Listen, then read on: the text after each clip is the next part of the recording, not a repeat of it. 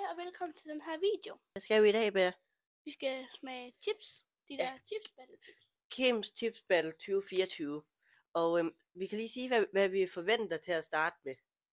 Det ved jeg ikke. Kan vi have det ikke lige meget? Det siger, hvad den enkelte chips. Så. Ja.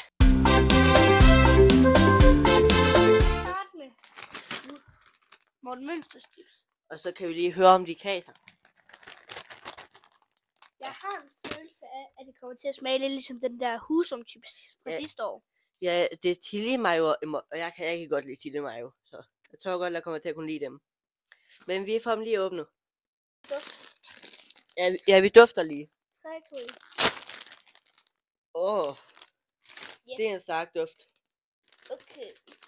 Der er meget krydderi på, kan man se. Ja. Og så kan vi lige høre om de kaser. Fedt.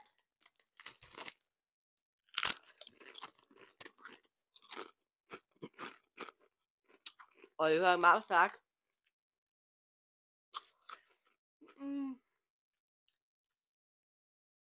Jeg synes, de er lidt for stærke. Jeg synes, den smager lidt af sådan en... Hvad hedder det nu? Vi glemte at sige, hvad vi forventer af den. Ja, jeg forventede faktisk ikke så meget. Jeg forventede ikke, den var så god. Den er lidt stærk. Der er ret meget krydderi på. Jeg føler, at det er sådan lidt sådan en... Jeg kan ikke huske, hvad det hedder, men der er en anden chips, der også har den der farve, sådan lidt en det er ikke en barbecue chips. Det kan godt bare. Men hvorfor skal vi så tage nu? Jeg prøver at tage den der Anders Hemmingsen. Ja. Hvad er den med? Den er med stik, flæsk og pastej. Sauerkiem. Ja. Faktisk har jeg den. Jeg forventer ikke, den er særlig god, faktisk.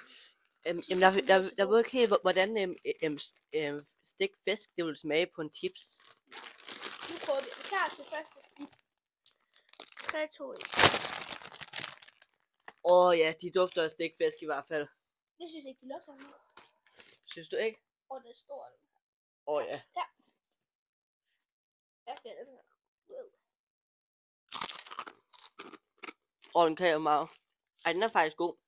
Men jeg synes, den er lidt for stærk derude. Men jeg synes heller ikke, at man kan smage med, at det skal være en stikfisk. Den smager sådan en... Den smager en big tasty bacon. Og ja, det er en mega god måde, vi holder vores mikrofon på. Men jeg får lige spist den her, og så har vi fundet ud den anden, når jeg har det.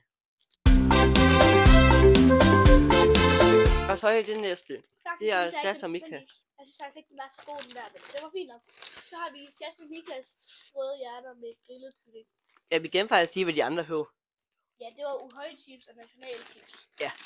Men altså, jeg forestiller mig, at de er ret gode, fordi jeg kan godt lide, den her sådan en slags chips. Ja, jeg synes lidt, det ligner de der, jeg tror, det er sådan en kylling, eller jeg ved det ikke helt. Ja. Jeg kan lige prøve at få et billede frem af posen, hvis der kan finde dem. Jeg kan ikke helt huske, hvad de hedder. Den er godt. Og jeg glemmer lugt. Og ja, de lugter af kylling i hvert fald. Prøv at se. En lille hjerte. Ja, de er ikke så store. Og ja, det smager af kylling. Men de er lidt kølige, synes jeg. Og jeg synes, de er gode. Men jeg har en god størrelse, fordi det er bare sådan nogle... Ja, dem kan man få hurtigt. Det er gode. Ja. De kan så også godt. Men tavlepassen for dig, hvad er det? Det må nok være... Jeg synes, ingen var dårlige, med den dårligste af dem. Det vil nok være nationale chipsen, tror jeg. Okay. Synes jeg. Men der var faktisk forventet, at det var Mortens, der ville være de bedste. Men jeg kan faktisk ikke så godt lide dem. Så de kommer nok på tavlepassen. Og andenpassen. Det må nok være Morten Mønsters. Okay. Og din tavlepas, det var Anders Hemmingsen, var det ikke det? Jo. Ja. Jeg kan lige smage Anders Hemmingsen igen. Det er nok min anden pas. Okay. Og så tavlepassen, det er så Sas og Mika.